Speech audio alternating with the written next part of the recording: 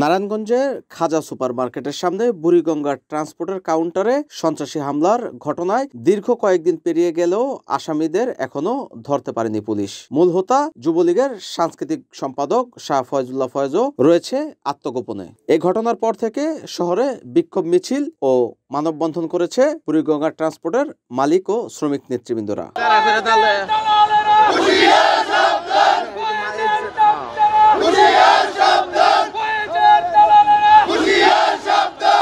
এ ঘটনায় আহত বুড়িগঙ্গা ট্রান্সপোর্টের সাধারণ সম্পাদক বোগদাদ হোসেন এখনো হসপিটালে ভর্তি রয়েছে। তবে শ্রমিকদের দাবি দ্রুতই যেন আসামিদেরকে গ্রেফতার করে আইনের আওতায় আনা হয়। হামলাটা করছে ফয়েজের লোক, ফয়েজ এর নেতৃত্বে এই হামলাটা হয়েছে। মিস্ত্রি অপু আছে আর এই যে কিছু সন্ত্রাসী আছে, ফয়েজ গ্রুপের কিছু সন্ত্রাসী আছে, ওই সমস্ত লোকগুলি দিয়ে আমাদের এই নেতার উপরে হামলা করছে। যারাই মানে আগে আসছে বাঁচানোর জন্য এদের উপরে হামলা হয়েছে। এখন ওদের একটা কথা ছিল আর মেরে ফেলাইবো। ওনার যদি সুস্থ বিচার না হয়, আসামি যদি গ্রেপ্তার না হয়, তাহলে আমরা কেউ গাড়ি বাইর করবো না।